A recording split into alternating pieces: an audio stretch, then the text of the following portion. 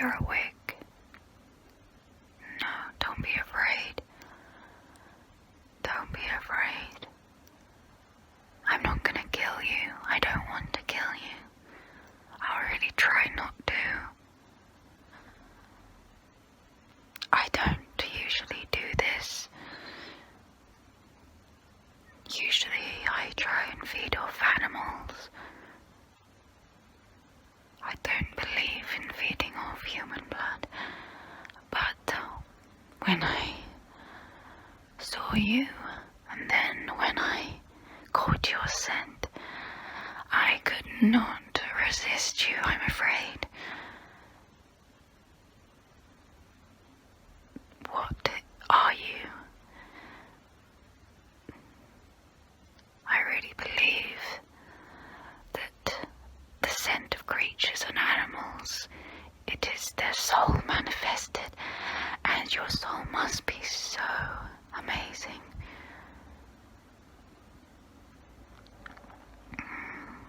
You don't have to be afraid of me. If anything, I can protect you more than anything. I'm strong and fast. Faster than any creature, stronger than any creature.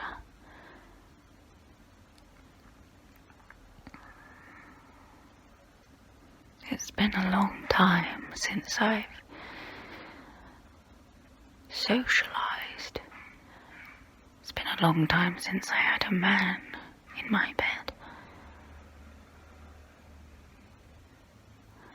There was a time when I was first turned, back in the 1500s, that I went on a rampage.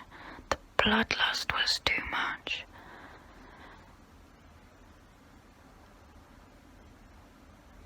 And I totally abandoned my human nature and embraced vampirism. Didn't matter who it was. Man, woman, child, old, young. I just wanted their blood, and I took it. Because when you're a vampire, that is what your nature is. It's telling you that you deserve to take the blood. That those silly humans do not deserve their blood. They don't deserve that life force, and I do. My old nature is telling me to take it, to drain them, to kill them. It felt so good for a while. And then, after a few years of living that way, a little glimmer of my humanity came back. And I felt such guilt, a weight you cannot imagine. Because you see, I was a godly woman before I was turned. I wouldn't have heard to fly. I did not recognize myself. I couldn't understand how such a change could occur. And from then, I really believed that vampirism was a curse when I once thought it was a gift that made me so strong and powerful. And I decided I want to cling on to my humanity with every fibre of my being and to fight my vampirism every day. So I decided I would try to do some good in the world, and I would not feed off humans anymore. I fed off deer, birds, rats, cats, dogs, pigs.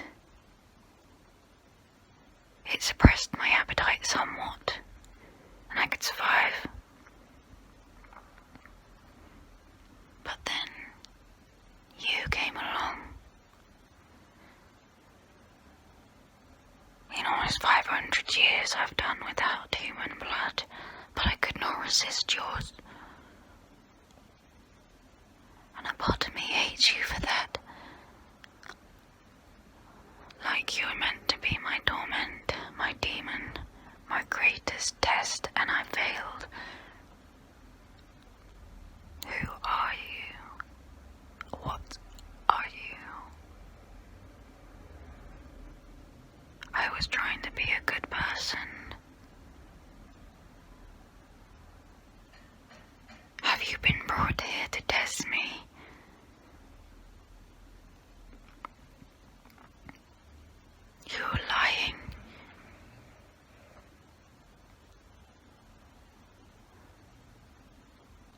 What is that? What is that you're mumbling? Yes, it is true that all your nightmares, all these monsters and demons and fairy tales, we're real.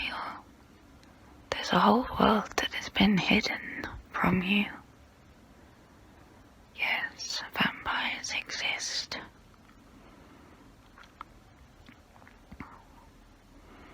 Werewolves too. Nasty creatures. They smell disgusting. Fairies too. Silly little creatures, so vain. And ghosts too. Even I don't know exactly what happens to us when we die. But I do know that some of us don't pass on. Some of us have unfinished business, and it never really will get finished. But ghosts are delusional little things, they think, haunting their little houses, setting up their haunts, that something will get accomplished and solved. But really what can be accomplished by scaring the new residents and people of today? What have they done? What have they got to do with whatever wrongs were done onto them? Like I said, delusional things. You wouldn't catch me being a ghost if I had died. But luckily, I'm immortal, and I love it that way. Get to live through centuries in the shadows, never aging. Yes. Humans. They're disgusting, really. Born to decay immediately. Their lives so tiny. But I suppose there's something beautiful about that. Beautiful about the urgency, the desperation to get as much life and pleasure into their silly little lives. Yes, it must be said, vampires are the superior race. We've defied death, for the most part. We have a few weaknesses, but I won't tell you those. And of course, naturally, our intellect's going to be far superior to any human because we've had centuries to gain knowledge and skills that you couldn't dream of. Do you know how many languages I can speak? 100. Probably more by now. I've lost track.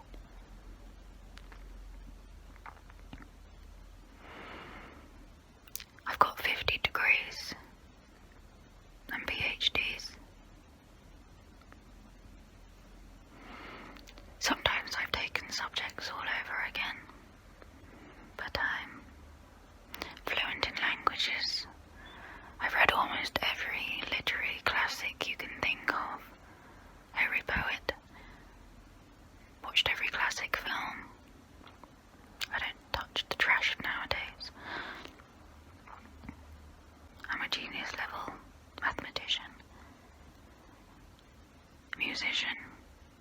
I can play the piano, the harpsichord, the guitar, the viola, the violin, cello, double bass. I can sing opera.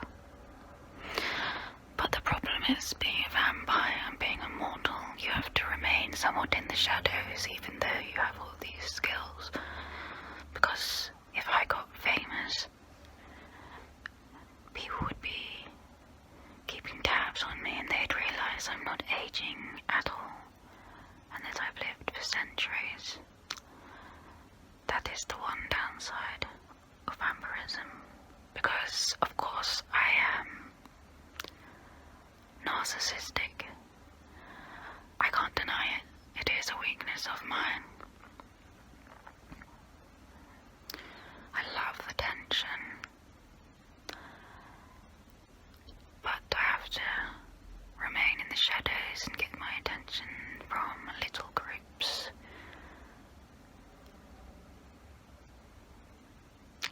I am afraid of cameras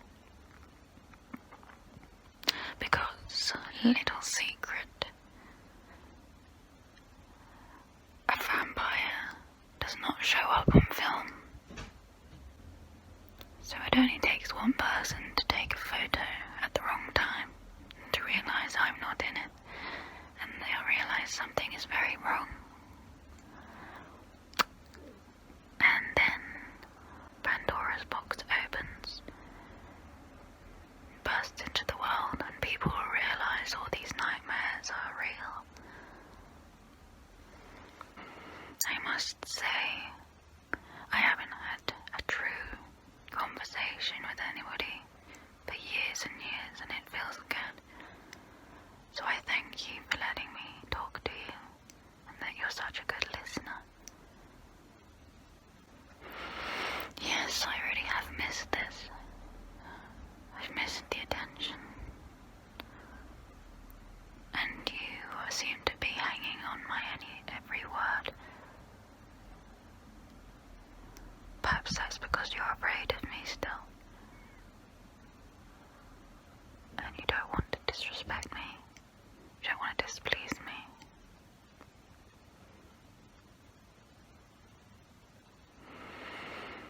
Don't worry. With your scent, I don't think anything you could do could displease me. It's like a drug. It's hypnotizing me. I just can't get over how good you smell.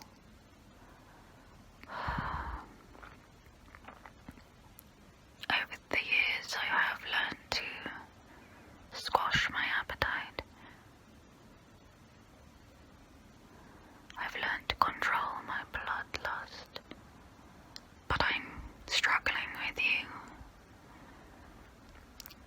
That is the cruel thing about vampirism. The thing you love and desire is what you inevitably kill and destroy. But I'm determined that's not going to happen. Or at least not for a while. I want to enjoy this experience. I want to elongate it as long as possible.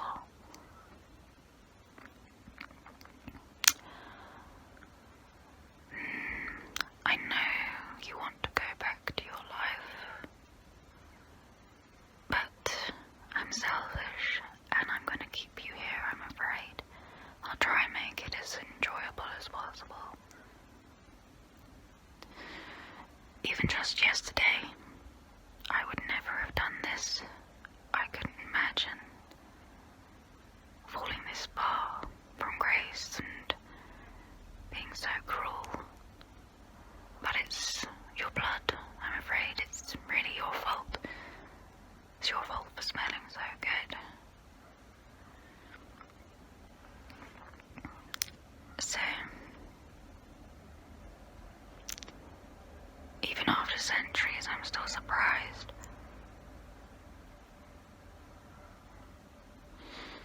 My mouth really is watering.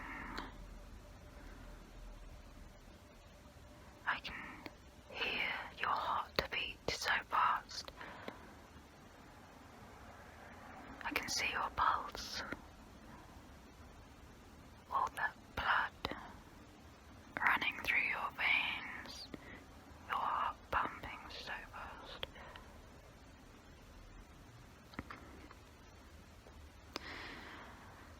Since we are being honest with each other, I have to admit that I lied a little bit when I said that I've lived off animal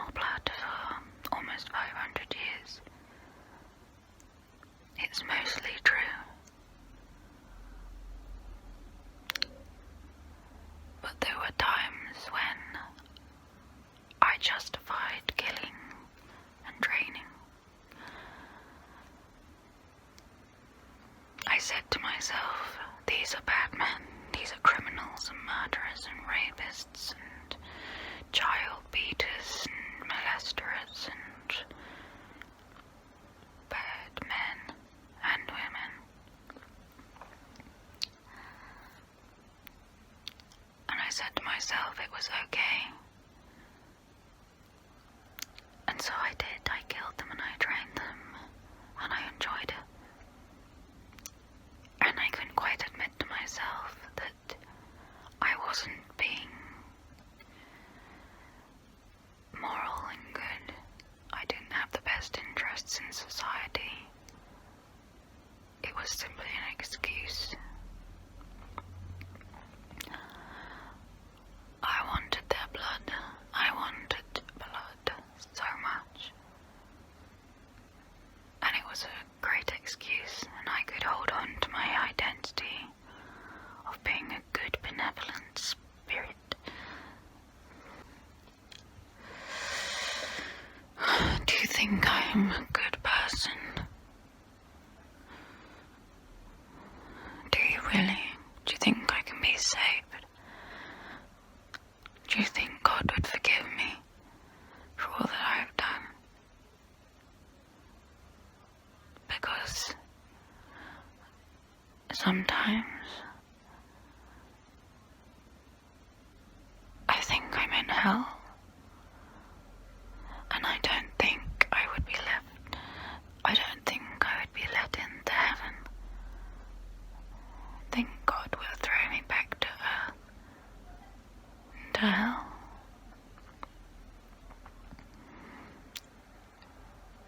And that's why I fear death more than any human. I'm almost jealous of you humans. Only partially. I'm rather ambivalent about it. Almost all you humans are guaranteed to get into heaven. Not many of you have bad natures. Everybody makes some mistakes, hurts people, does wrong. But all that's forgivable. But the moment you become a vampire, your humanity becomes unstitched. It loosens, and sometimes it fades away completely. And so you're guaranteed to go to hell, really. The moment you become a vampire, you feel compelled to sin. It's your nature to sin.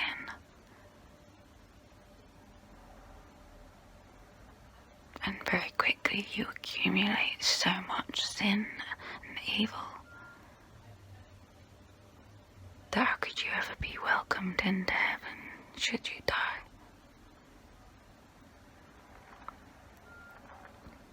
We're guaranteed the life of hell, even alive. This bloodlust, this evil, it torments every day. This evil hunger in your stomach compelling you to reach out and take a human life, to drain their essence. Do you know what blood tastes like? Well, I know what it tasted like as a human. Disgusting and metallic. But that changes when you're a vampire. More than anything, it's not the taste, it's the feeling. It tastes like pure goodness. It feels, for a moment, like pure benevolence in your veins. Like a drug. Like when you take opium and it makes you feel loved and hugged. It makes you feel like you deserve it, even though you've done nothing. It's purely chemical and fake. I suppose it mimics humanity. It makes you feel like you've done so much good in the world. It makes you feel full of love and joy and benevolence, and it's a pure holy substance. It feels so right to do, like prayer, like something religious. Even though it's far from it, it's a strange thing to articulate. That something so evil can feel so good, that something so malevolent can feel so benevolent. I suppose that's how people feel about junk food.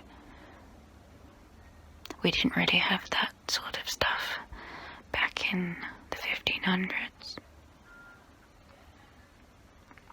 But now, all these fat humans, they can't resist donuts and cakes. Not that I've really ever tried any, because human food is inedible now for me. But I suppose what blood is to me, it's donuts for them. It feels so right, but it's so wrong. What is that you say? What am I waiting for? I'm not going to kill you, I said that. I'm going to train you slowly, and I hope to save your life. I hope I'll be able to stop and turn things around.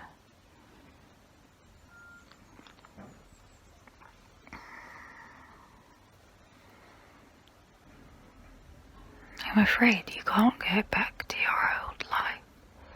You're going to stay here with me. You'll have to sleep by my schedule, I'm afraid. I can only come out in the night or the moonlight, as it is now. That is one legend that is right about vampires. We cannot go out in the sun.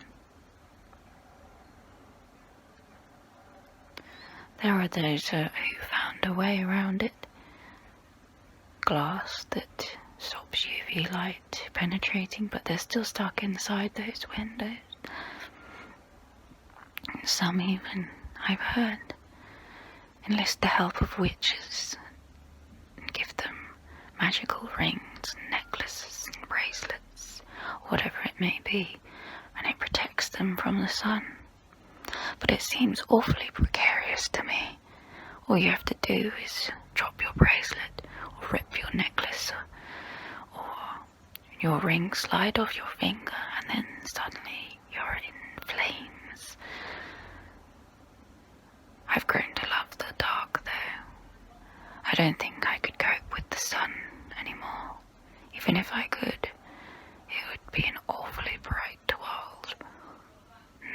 I like living by the shadows, under the stars and the moon.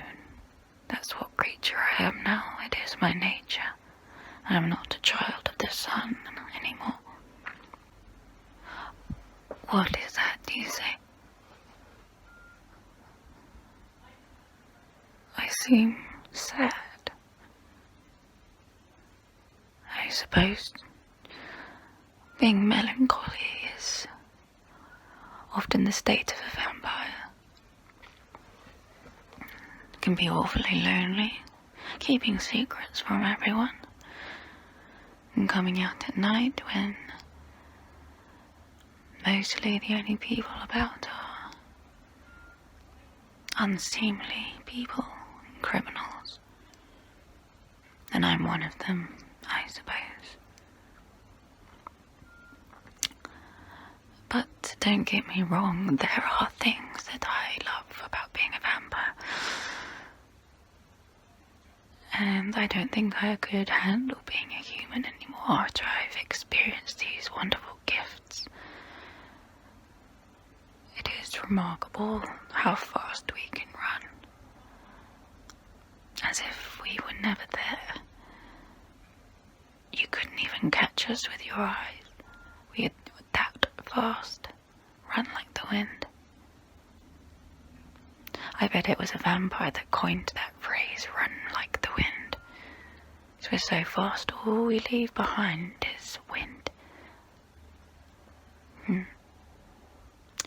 That is a gap in my knowledge. I don't know who said that first.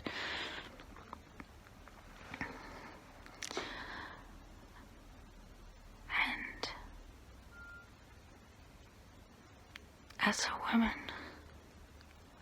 it is wonderful to be strong and powerful. Nobody could wrestle me or beat me. Back in the 1500s, I was a weak little woman. My father beat me. My brothers too. And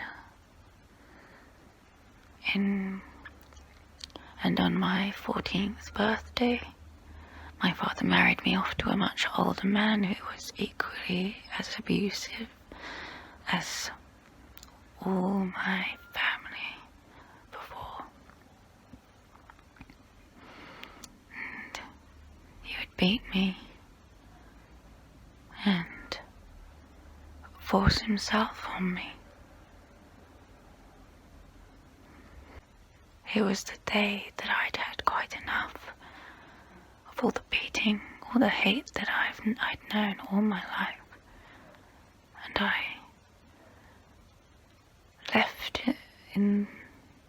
left at midnight after I'd given him his whiskey and he'd fallen asleep in his chair. I took only a few things, a simple dress, a little food, a little money. I didn't take enough, but I was just desperate to get out. And I tore down the road. I went along the Thames. I just followed it as far as I could. I just wanted to get away.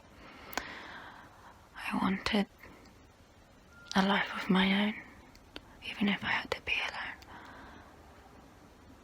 But there was a secluded area. Trees obscured me.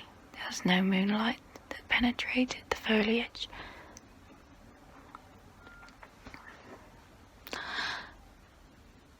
And there he was. He's waiting for somebody to walk past. And I must have answered his prayers. I was young and delicious. And I think like how I feel about you, he felt about me. I was something magical to him. And he decided not only would he drink my blood, but he decided to turn me as well. Because he believed I was special and I needed to be a vampire. It was my destiny. And I believe he was right. Because in many ways being a vampire served me very well indeed. I don't think I would have survived the winter alone. A runaway. I had no skills back then, no abilities. I was just an ornament. The only things I were taught were things to please the men in my life. Play a little piano and sing prettily like a bird, or learn how to tie up nicely. But even then, I didn't really learn how to do that. It was just my maid. But being a vampire gave me a second chance at life. I could start over. If I just had a human life, I wouldn't have had time to learn everything I wanted. But it surely has been miraculous in that way that I've had many, many lifetimes to accumulate so much knowledge and get so good at so many things. And that I would not trade for being human again.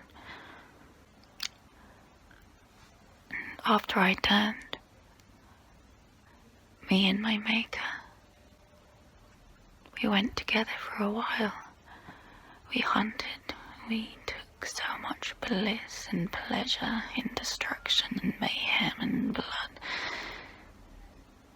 There was so much blood on our hands, and I still feel it. But back then it was just blissful. So joyous. Something so evil felt so holy and right. And he was the first man I loved. Never in my human life had I loved.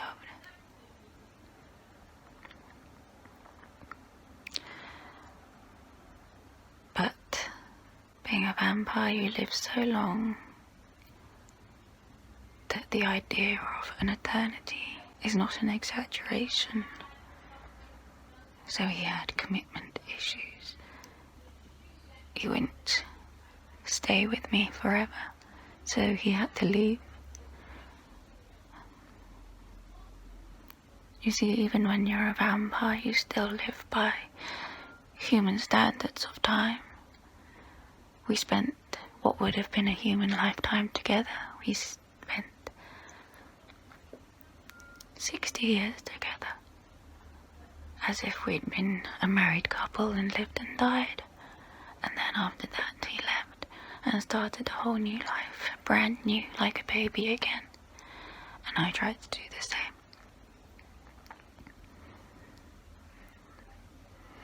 But I never loved like that again. I couldn't face that heartbreak again. So I took lovers here and there, but never long enough to love them. But you intrigued me. You make me want to love again. Perhaps I will turn you like my maker did me. Is this the life you want? Are you content with your human life? Are you? Are you really? I know you want to go back to your family and your friends, but are they really worth it?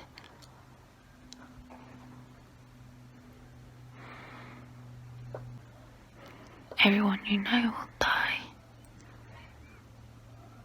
Don't you just want to outlive them?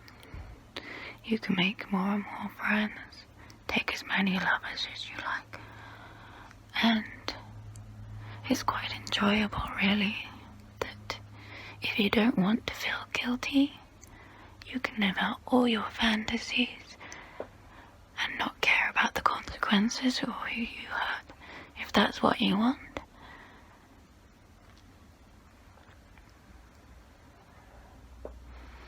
You just say the words, and you and me can go together. Vampire Bonnie and Clyde. We can get up to such mischief and mayhem and tear up the streets and take whoever we want. 'Cause you think you're strong now. You men think you're so strong, but nothing. It's nothing on me. So just imagine what you'd be like Not only with that masculine strength, but with that vampire strength. Can you imagine the speed? Would you like to live in the shadows with me? Would you like to live under the moon and stars? Live wherever you want? You just think about it. But before you make up your mind, I want to feed on you one last time. Let me taste you one last time.